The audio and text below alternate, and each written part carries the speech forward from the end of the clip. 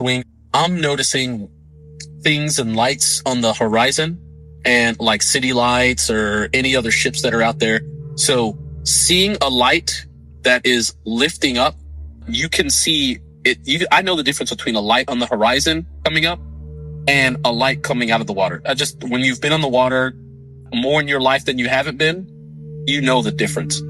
This thing was coming up, and I wasn't shocked that I was seeing it. I was shocked I was sharing the experience. Us looking at the same exact display of sapphire. I mean, it wasn't following any of the physics that we as aircraft follow or expect to see when we are either engaged, coming into, we call it BFM or ACM, so basic fighter maneuvering or aerial combat maneuvering.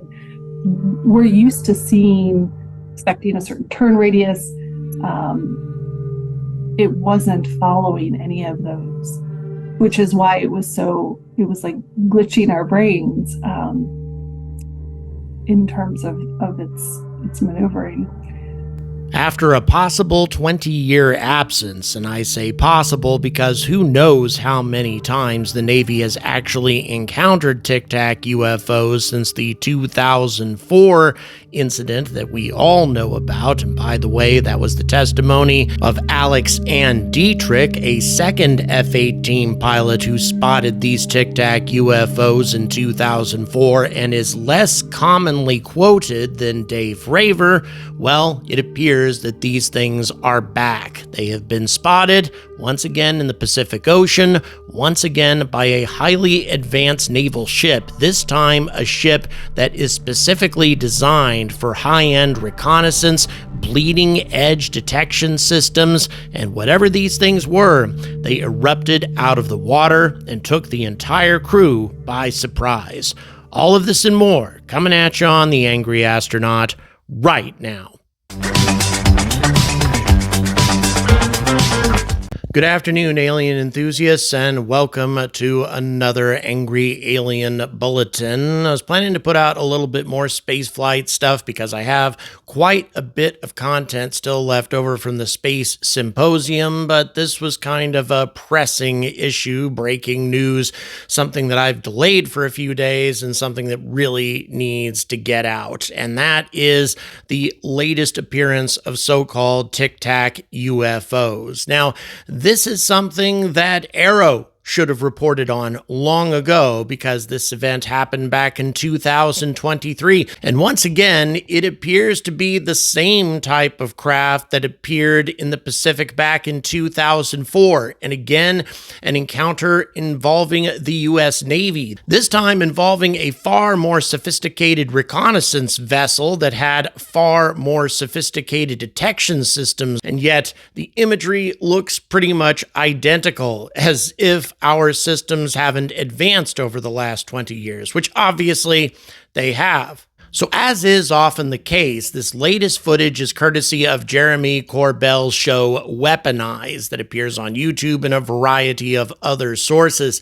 Allegedly leaked footage. Pretty sure the Pentagon didn't authorize the release of all of this. Otherwise, you would have expected to have seen it on Arrow's website. So again, this guy and his associates managed to get some very interesting stuff from a variety of different classified sources, and somehow he continues to get away with it. But for those of you who think that it's just an exaggeration, faked footage, whatever, well, in the past, nobody at the Pentagon has tried to deny anything that Mr. Corbell has put out there. They haven't said that this is not our footage. They haven't claimed that this is all faked or a fraud or anything along those lines. They've just remained completely silent about it. And this, of course, includes this current footage and encounter as well. But fortunately, Mr. Corbell got not only the footage, but also testimony from a number of sailors that were aboard the ship back in 2023, and all of it seems very similar to the 2004 Tic Tac encounter, except in 2004, there was no clear evidence, no clear indication that these craft were transmedium, that they had emerged from the water pretty much at will with very little surface disturbance, that sort of thing. The capability, as many transmedium UFOs have been alleged to do, the ability to travel between the air and water essentially at will. And then what they allegedly did after that was truly astonishing. So after Mr. Cordell's weaponized broadcast, sharp-eyed observers and Mr. Cordell himself saw 3 objects in the background moving about before the 4th appeared on screen. This coincides with the witness's testimony that a total of 4 Tic Tac-shaped UFOs emerged from the water, apparently maneuvered around for a time, and then ultimately set off at high speed. But to see the lights emerging from water, so I go out to the bridge wing. I'm noticing things and lights on the horizon, and like city lights or any other ships that are out there. So seeing a light that is lifting up, you can see it. I know the difference between a light on the horizon coming up and a light coming out of the water. When you've been on the water more in your life than you haven't been, you know the difference. This thing was coming up, and I wasn't shocked that I was seeing it. I was shocked I was sharing the experience. Us looking at the same exact display of Sapphire, but when we start talking about all of the objects, all 4 objects, and what we witnessed was all 4 of them, all in synchronous, jetting off into the abyss. All 4, all timed together, and all left. And we were like, holy shit. And they were all, maybe the second they left, maybe 3-4 seconds pass, I run to my station and I look at my radar and they're all gone. They're all off radar. And I was like, that's it. They all zoomed off. The CIC officer that you were just listening to serves on the USS Jackson, which is an Independence-class littoral combat ship of the United States Navy. Now, littoral combat ships were first developed in 2004. The Navy initially ordered 2 trimaran-hulled ships from General Dynamics, which eventually became known as the Independence-class littoral combat ship. Now, littoral combat ships are custom designed for specific missions, usually reconnaissance, and the USS Jackson, although armed with a variety of different surface-to-air missiles and anti-submarine weapons, in general, this vessel is designed for reconnaissance purposes with the most advanced radar, thermal systems, detection systems of all kinds are equipped on this particular type of vessel. The CIC officers on this type of ship would be able to identify a UAP if it were some kind of mundane craft or natural phenomenon. Of all Navy personnel, these are the ones that could identify a UAP if it could be identified, but that simply was not the case. To quote Jeremy Corbell, in 2023, the U.S. Navy encountered 4 Tic Tac-shaped UAPs off the coast of California, allegedly very similar to the ones that were encountered in 2004. Personnel from the USS Jackson in the CIC filmed them. One of the vehicles of unknown origin was observed exiting the water, transitioning directly into flight, demonstrating transmedium capability. No flight control surfaces or conventional propulsion signatures such as heat plumes or exhaust were detected, and that's a sort of thing that would show up on the thermal sensors that you're watching right now. If it had some sort of thermal signature, you would be able to see it, and yet you can't. The UAPs executed an observed instantaneous synchronized departure. Operator, purpose, capability, origin, and intent are unknown. The craft remain unidentified. But it's clear that they're in communication with one another and synchronized, like 3, 2, 1 countdown, let's all go type thing, unless there's some level of like one entity is controlling all 4 and then they all leave at the same time. But yeah, they all left exactly at the same time. Now, according to Mr. Corbell, this information was originally sent to Dr. Tim Gallaudet, retired Rear Admiral from the U.S. Navy, who has testified extensively about UAPs. And according to Admiral Gallaudet, this is actually not the first time that Tic Tac UFOs have encountered U.S. Navy personnel since the 2004 incident.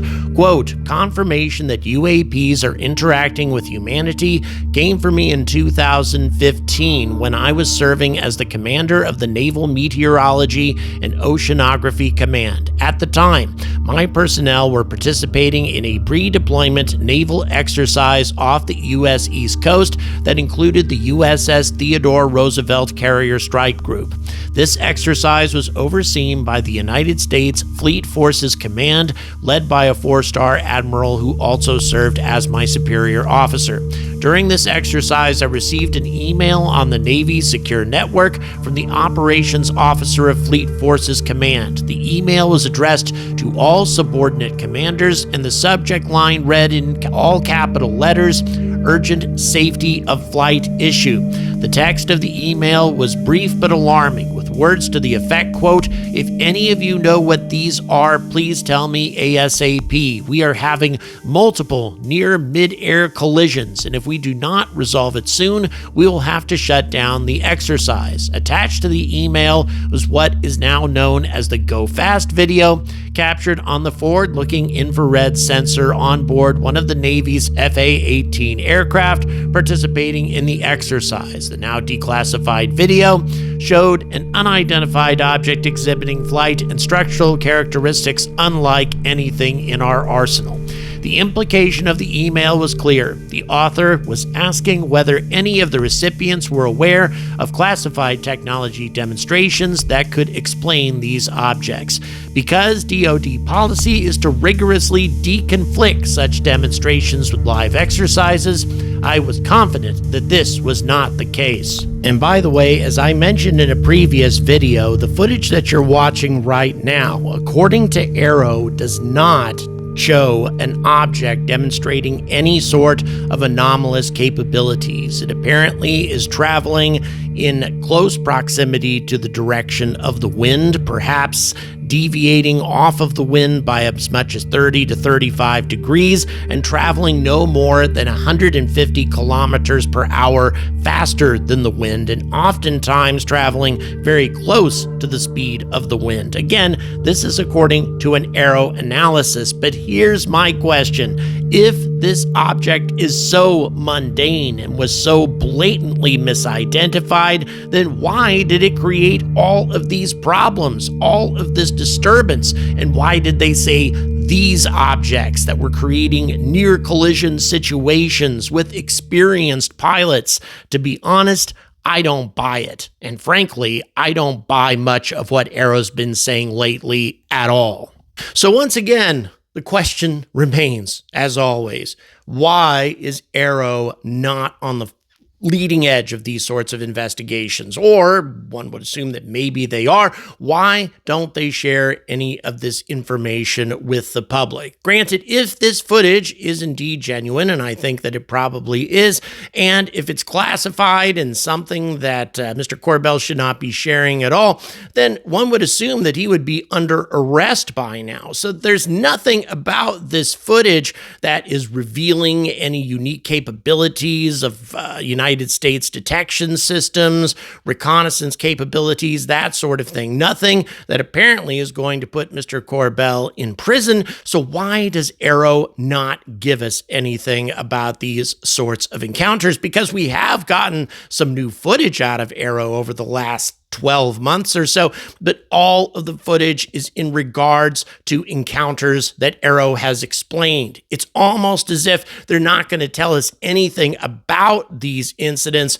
unless they can explain them. And that is grossly irresponsible. Hiding the truth from the public simply because these encounters are not conforming to the narrative that you're trying to promote. The narrative, that is, that all of these encounters can be explained away as mundane objects or natural phenomena or a fraud of some kind. All of these encounters must be one of those alternatives. And if the encounter, the footage doesn't fit that narrative, then the Pentagon is going to hide it until it does, until they've had enough time to investigate it thoroughly. They have a rational explanation, an explanation that fits the narrative, and then they can finally release it to us, which means that the encounters that they haven't been able to explain, and by their own admission in front of Congress lately, Arrow has admitted that they have footage like that, footage that they have been unable to explain. Any of that, they are going to continue to hide from the public. Because we can't handle it, apparently. We don't have the responsibility or the mental stability or the capability of being calm in the face of the unknown in order to handle this sort of information. And this has been the Pentagon's philosophy all along. So my point is, why bother having a separate department that is known to the public that investigates these sorts of things anyway? Why even bother with this? If your intention is to hide the truth from the American public anyway, then why not just investigate all of this stuff below board? Because right now, Arrow is not conveying any sort of credible narrative to the American public. Not at all. Instead, they seem like every other military department that's ever investigated UFOs in the past, since the time of the later days of Project Blue Book. In the early days of Project Blue Book, they did share a lot of information, but then later on, that was pretty much all over, and that seems to be the case now as well. And not just with the public, but with Congress as well. And it's time for all of us to tell the government, to tell Arrow that we are sick of it, to hold the current administration, Donald Trump, who claimed that he was going to get to the bottom of this, that he was going to uncover this information, that he was going to drag the truth out of the Pentagon's grasp. Well, all of these promises seem to be just words thus far. And it's time for us to hold the current administration accountable, as we have with previous administrations as well. I have the contact information for the White House in the description if you would like to make your opinions known. Thanks very much for watching. Please don't forget to like and subscribe. And also keep in mind, I'm still in the United States for a few weeks. I would very much like to go to Washington, D.C., to go to the National Archives and find some of the CIA UFO footage that they have failed to digitize. It's available to the public. They just haven't digitized it and put it online. I want to see this stuff in person. It's CIA footage from the 1950s, long time ago, that was allegedly examined by the U.S. Air Force and apparently confirmed to be an unidentified craft, or a collection of unidentified craft. Again, hard to say all the exact details because none of it has been digitized. I want to get to the bottom of this. All the details in the description if you want to support that. I really only need to raise about another $200 to $300 and I'm there. Thanks again for your support. Thanks for watching. And as always, stay angry about space.